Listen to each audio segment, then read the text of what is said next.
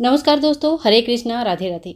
एकादशी आने वाली है। निर्जला एकादशी साल के सबसे बड़ी एकादशी है और जिसने भी इस एकादशी की व्रत को कर लिया, समझ लो कि पूरे साल भर की एकादशी की पुण्य फल की प्राप्ति हो गई।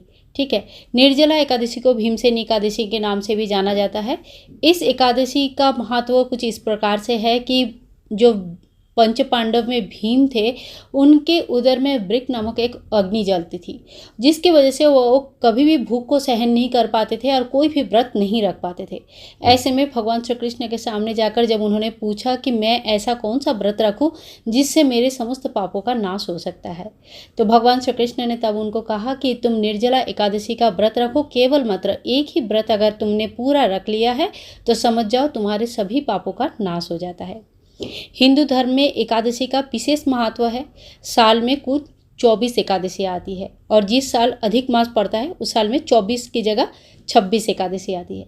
ज्येष्ठ की महीना चल रहा है। ज्येष्ठ के महीने में शुक्ल पक्ष की एकादशी के नाम निर्जला एकादशी है। निर्जला एकादशी मतलब जल बिना पान किए इस एकादशी के व्रत को माना जाता है। बहुत ही कठिन व्रत होता है। सूर्योदय से लेकर अगले दिन सूर्यास्त से लेकर अगले दिन सूर्योदय तक इस एकादशी में जल नहीं पिया जाता है, परंतु जल का दान करना बहुत ज़्यादा श्रेष्ठ माना जाता है। ऐसे में ये व्रत बहुत ही कठिन हो जाता है और इस कठिन व्रत अगर जिन्होंने भी पालन कर लिया है, समझ लो उन्होंने सभी एकादशियों का पुण्य फल अर्जन कर लिया है। आइए अब हम जान लेते हैं कि निर्जला एकादशी के डेट एंड टाइम यानी कि तिथि क्या है। तो ज्येष्ठ महीने की शुक्ल पक्ष की एकादशी निर्जला एकादशी के नाम से ख्यात है और 17 जून सवेरे 4:42 में स्टार्ट हो रही है एकादशी तिथि। 18 जून 6:23 पर समाप्त हो रही है। उदय तिथि के हिसाब से 18 जून के दिन एकादशी के व्रत रखा जाएगा। तो ठीक है, एकादशी के व्रत कब रखा जाएगा? 18 जून को रखा जाएगा। निर्जला एकादशी के व्रत की पारण की मुहूर्त जान लेते हैं। द्वादशी तिथि के दिन पारण किया जाता है।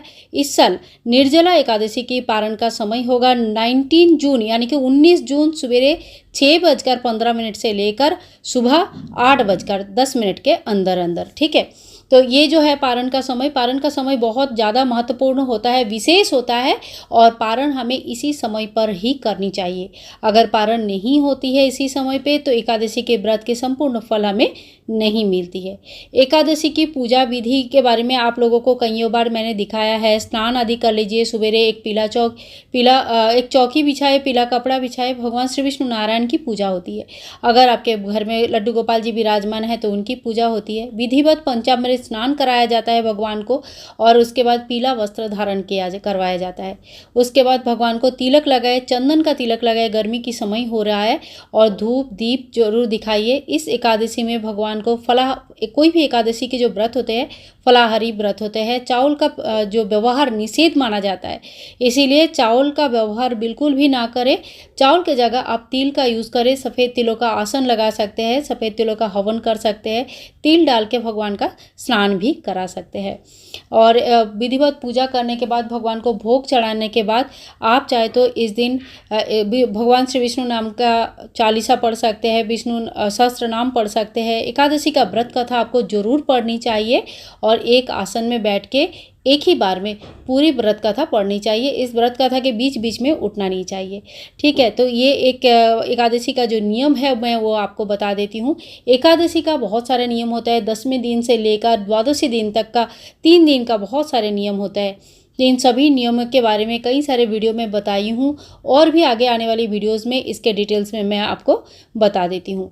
एकादशी के दिन कौन सा मंत्र का जप करना चाहिए, तो देखिए ओम नमो भगवते वासुदेवाय नमः। ये मंत्र भगवान श्री विष्णु नारायण को बहुत प्रिय मंत्र है। आप इस मंत्र का दिन भर जप कर सकते हैं, स्नान कराने के समय, भोग लगाने के समय, यानी कि कोई भी समय दिन में 24 घंटे आप इस मंत्र का जप कर सकते हैं। क्या क्या नहीं करना है, तो देखिए जल की परहेज माना जाता है। अगर शरीर साथ देता है तो जल का परहेज होता है इस दिन, यानी कि जल नहीं पिया जाता है, लेकिन जल दान किया जाता है। ठीक है, एकादशी के दिन चावल नहीं खाया जाता है, ना ही चावल का दान किया जाता है और ना ही भगवान को चावल का भोग चढ़ती है। इस बात का विशेष ध्यान रखें। जो भी आपका सीजनल फल है उस फलों का भोग चढ़ाइए या फलाहारी कोई चीज़ की भोग चढ़ा सकते हैं।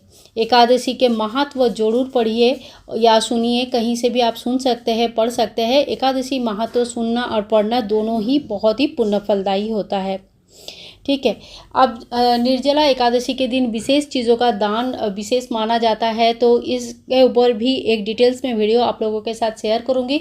इस वीडियो में मैंने आप लोगों से शेयर किया है कि एकादशी कब है, पूजा कब करनी है, पूजा कैसे करनी है। और अगर आप लोगों को इस वीडियो में दी गई जानकारी पसंद आई है तो please like, share and comment, channel को सब्सक्राइब करके रखें। मिलूंगी नेक्स्ट वीडियो में, तब तक के लिए हरे कृष्णा, राधे राधे।